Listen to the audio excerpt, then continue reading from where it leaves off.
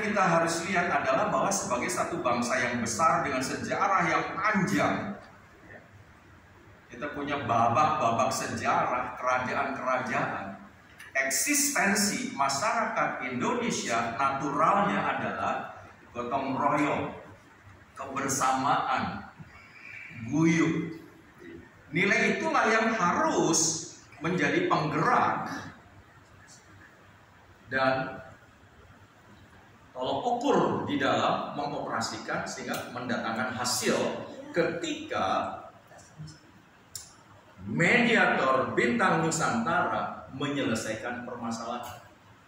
Kata mediator ini artinya berfungsi memediasi, ada di tengah-tengah medium yang mempertemukan dua pihak yang berlawanan. Satu punya kepentingan, yang kedua punya lawan daripada kepentingan, dan ketika itu berbenturan, itu terjadi konflik.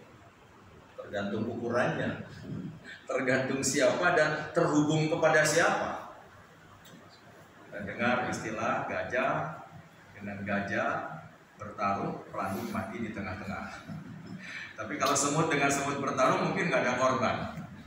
Kita sebagai mediator adalah bagian yang menghadirkan kembali keindonesiaan yang mana secara warisan nenek moyang dari berbagai pulau suku yang kita punya. Konon pulau kita 17.000 pulau dan 700 suku dan bahasa, betapa besar, banyak dan begitu kompleks. Tetapi selalu punya keinginan berkata gotong royong, ulubis kuntul baris, ya, seperasaan, sesolidaritas. Kita dengar di Ambon ada pelak gadong. Ya, istilahnya kalau masjid sedang dibangun, orang Kristen pun ikut angkat kayunya begitu. Itulah gotong royong itu. Itulah hulubis kuntul baris itu. Beban yang berat dipikul oleh sebanyak mungkin yang ada tanpa memandang latar belakang. Hasilnya kerukunan, keguyuban, harmonisasi. Tapi dalam perjalanannya, kita melihat hari ini khususnya, dan kalau kita teropong ke depan akan bagaimana nanti ke depan keberadaan yang kita lihat hari ini jika tidak ada mediator. Nah, saya sederhanakan atau saya pakai bahasa yang Alkitabiah, juru damai.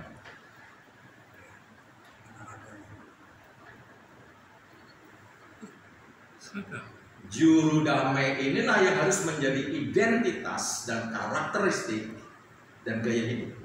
Maka ketika nanti ke depan asosiasi mediator ini bergerak, bagian ini harus diperlengkapkan, harus diisi bensinnya, harus dilumai kesadarannya, harus diperkuat daya tahan terhadap gesekan-gesekan. Jadi tidak tererosi, tidak habis putus napas di tengah jalan. Ada dua kata yang jelas sebagai identitas bangsa kita, dan itu terpampang. Ketika melihat Garuda Pancasila yang mencengkram pita bertuliskan Bhinneka Tunggal Ika, secara hitam putih tertulis itu sudah dikumandangkan. Lagunya juga ada, Garuda Pancasila, akulah pendukung. Dan selanjutnya, di dada Pancasila kita melihat 5 butir Pancasila, dan butir kedua adalah persatuan Indonesia. Jadi di masa lampau ketika eksistensi yang menerima ya belum muncul, harus lengkap namanya karena saya juga veteran. Togar M Sinaga, bukan hanya tanggal, nomor telepon. Kalau nomor rekening bank nggak usah. Ketika itu lahan, sawah dan semuanya cukup untuk membuat selalu berkumpul karena ada satu kontak batin. Tanggal. Rasa. Oh iya, tanggal. Oh iya, saya calon menteri ini sudah ada nih. Oh iya. Tuh, tanggal berapa? Tanggal 14. Bapak siapa namanya? Pak Hasan. Hasan. Sudah saya tambah. Hasan Sinaga, karena saya Sinaga. Hasan nomor berapa ini? Nomor 3. Nah, ini nomor telepon saya. 2 nomor teleponnya. 08 21 12 76 7146. Pasti perlu karena saya mediator terkenal. Iya. Cuan. Iya.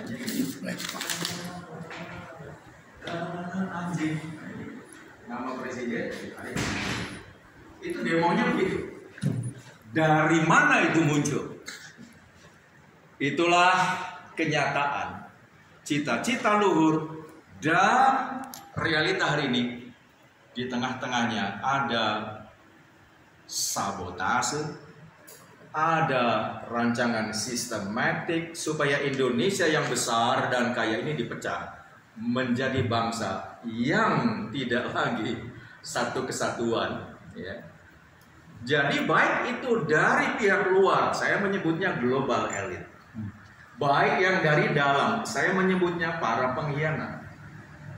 Itu berkontradiksi dengan dua karakteristik yang saya percaya, saya nggak ikutan. Waktu Presiden Prabowo berikan pembekalan di Hambalang, lalu retret buat para menteri di Magelang, dan kemarin gubernur, wali kota dan bupati juga di Gembleng. Saya percaya beliau militer yang sudah ditempa, ya. Maka dua kata, patriotisme dan nasionalisme, ini yang sebetulnya sedang dimunculkan kembali sebagai nilai dan dikokohkan kembali sebagai sebuah keyakinan dan cita-cita di dalam pembangunan. Karena ketika patriotisme dan nasionalisme ini dikikis dan luntur diganti dengan para petualang, pencari kesempatan, atas nama apapun jubah yang dipakai, dia bisa jadi pejabat, dia bisa jadi pengacara, dia bisa jadi apapun yang di bangsa kita ini duduk di tempat terhormat, isinya akan menggerogoti bangsa ini dan keluar dari tadi cita-cita Bhinneka Tunggal Ika dan Persatuan Indonesia. Sekarang saya kembali ke yang realitas tentang mediasi atau mediator bintang Nusantara. Dari sisi knowledge, pengetahuan, ya, sebagaimana sekolah-sekolah hukum, sekolah advokat memperlengkapi knowledge secara kognitif untuk mengerti hukum, cara beroperasinya, kondisional, keberlakuan dan konsekuensi pelanggarannya. Advokat, mereka punya sekolahnya, menjadi jaksa, ada sebuah penyiapan sesudah menjadi seorang sarjana hukum. Maka mediator yang akan memerankan sebagai juru damai, inilah yang ingin saya sharekan.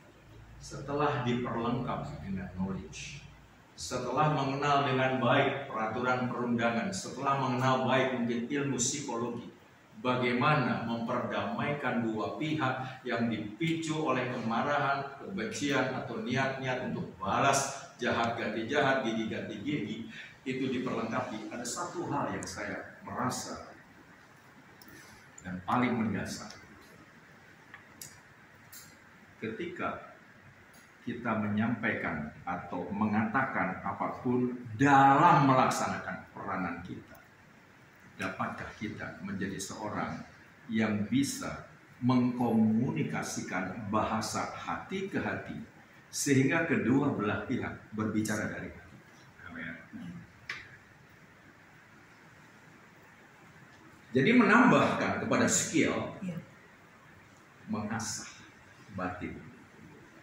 Baik, mungkin ini bagian akhir yang saya ingin sampaikan.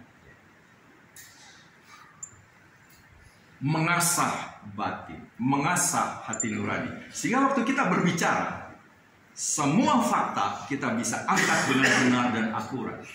Waktu kita menyampaikan pandangan, penilaian, kita bisa memberikan sebuah gambaran yang pada kedua belah pihaknya sama-sama berkata, jelas memang itu persoalannya. Tetapi sekali lagi, apabila hati masing-masing mengeras dan berkata, terserah lu deh, gua maunya ini. Itu kalau bahasa di jalan. Mediasi dengan ilmu apapun mentok. Ya. Sisi inilah yang saya ingin dan saya sajikan, harus menjadi bagian penting, sejajar, sepadan, setimbangan dengan knowledge, skill, experience bersama dengan mengasah pikiran. Dan mungkin dalam pelajaran formal di university atau di training-training profesional mungkin nggak ada mengasah skill tadi. Tapi praktiknya hari ini banyak orang masuk ke dalam momen-momen untuk mengasah batin. Karena kita sadar atau tidak, dimensi manusiawi itu tubuh, jiwa, dan roh. Lalu hari ini akan kita temui banyak di YouTube, media sosial berkata, pikiran itu terbelah atau terbagi, conscious mind Tadi pagi tidak sahur ya Pak? Subconscious, bukan unconscious. Subconscious Itu mind. akhirnya Kita berbicara dengan conscious mind, tapi kita berperilaku dengan subconscious. Nah, subconscious inilah pengasahan batin. Subconscious inilah yang harus kita perlengkapan. Itu sekarang ada banyak, dan para pebisnis tingkat top mereka sekarang mengasah supaya subconsciousnya ini menjadi kompatibel dengan persaingan yang ada, menjadikan win-win solution. Ya, tentu ini punya bidangnya sendiri. Ya. Sejauh yang saya tahu, di university nggak ada mata kuliah khusus, tapi di ruang-ruang, kecuali mungkin psikologi, tapi di ruang-ruang yang akan berhadapan dengan masyarakat. Sisi ini sekarang terjadi tuh pengembangan training school yang seperti itu, yang membuat seorang jadi berbeda. Dari merasa diri pintar dan serba tahu menjadi seorang yang mau mengenal orang lain untuk mendapati di manakah kita bisa memiliki perpaduan. Karena semua orang itu pasti punya kebaikannya, punya niat baiknya, punya memori baiknya. Di titik itu kita bisa bertemu, dan di arena itulah kita mempertemukan perdamaian. Amin. Maka kita akan selalu mendapati kekayaan yang tadinya tertutup karena kita nggak peduli, karena kita too much with our brain, with our knowledge, dengan kognitif. Dan disitulah perbedaan pendidikan Yunani dengan Hebrew. Yunani, when you learn something, you finish, you are okay. Persekolahan. Pendidikan. Kalau sudah baca 10 buku dari filosof top dunia, oke, you're okay, dan sebagainya. Tapi ketika dipraktekkan, beberapa orang merasa diri. Nah, bagian inilah yang nanti kedepannya para negosiator, yes, kita harus kita harus punya referensi, yes, kita mengerti apapun yang dibicarakan orang ketika berbicara referensi. Oh, yang terpenting, bisakah kita membangun sebuah perpaduan dan globalisasi yang ada di dalam umat. Tetapi aku masih melihat kebaikan itu seperti tambang emas yang ketutup batu. Bolehkah saya menyingkirkan batu itu? Kenapa? Faktanya setiap manusia, siapapun itu, tetap punya sisi buruk dan sisi blind spot. Sebaik-baiknya orang, seunggul-unggulnya orang, tetap punya sisi buruk dan blind spot. You know? Yeah. Kalau kita bisa melihat orang dengan leluasa, kita melihat yang dekat mata saja, hidung yang cemong, alis yang petot, ya, kening yang kita nggak bisa lihat. Jadi ketika kita melihat kebaikan seseorang, menambahkan juga, bolehkah saya menolong Anda supaya kebaikan itu muncul dan yang ini dapat. Saya merasa ini bagian-bagian yang skill itu perlu di-equip. Kembali sekarang mempertentangkan realita hari ini sebagai bangsa. Ketika seorang Presiden Prabowo berkata, aku tidak mau melihat ada rakyatku mati kelaparan dan tetap miskin. Tidak mau bangsa kita menjadi bangsa yang dianggap bodoh. Dia memulai dengan membangun gizi. Tapi apa terjadi? Protes, kami tidak butuh makan gratis, kami butuh sekolah gratis.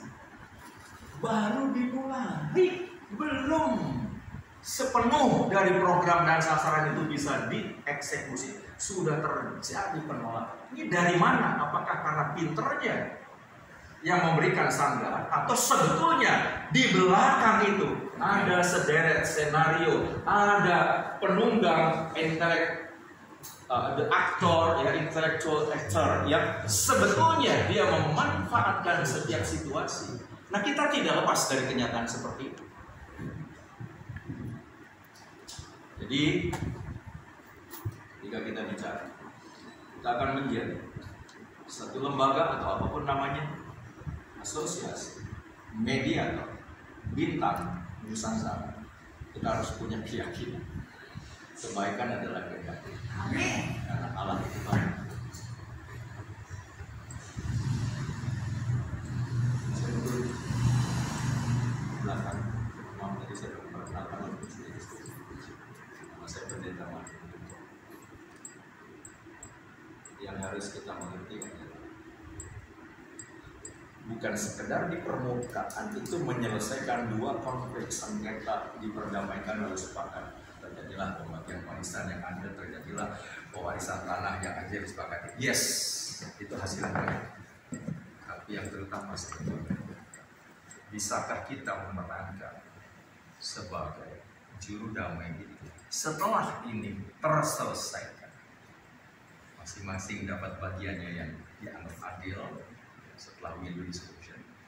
Di bawahnya, bisakah kita juga membangun sebuah nilai yang sesungguhnya sudah menjadi warisan bangsa, terjadinya hubungan persaudaraan kembali, untuk terjadinya gotong royong, lubis kuntul baris dalam konteks kita adalah keluarga, yang adalah ketika dua potensi dipersatukan itu terjadi sinergitas yang melampaui matematika 1 + 1 sama dengan 2. Ketika sinergitas, satu potensi ditambah satu potensi, mungkin bisa 5 potensi muncul. Satu kuda suruh narik gerobak ditambah satu kuda, mungkin cuma 1 ton 2 ton. Tapi kalau 2 kuda bersama-sama narik, mungkin bisa 7 ton. Nah, inilah sisi yang kita harus mundur sedikit. Sebetulnya kita dipanggil untuk juru damai, supaya terjadilah damai di bumi. Tapi terlebih daripada jadilah damai di bumi adalah juga supaya mengenal sumber damai, yaitu Yesus Raja Damai. Amin. Bagaimana Paulus katakan, aku ini ambassador of the Gospel. Mari perdamaikan diri dengan aku. Jadi kita menyelesaikan persoalan, tetapi sesudah persoalan ini selesai juga, kita juga memikir bagaimana supaya berdamai di sini, membawa damai di sini, dan berdamai dengan Sang Raja Damai.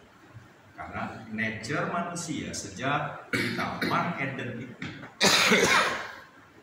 makan dari buah yang dilarang, dari pohon pengetahuan yang baik dan jahat, terjadi keterbelahan. Sang Pencipta Maha Kudus, penuh kasih dan anugerah, manusia yang sudah memberontak sudah terpental keluar dari lingkup kebenaran, kekudusan dan kasih Allah.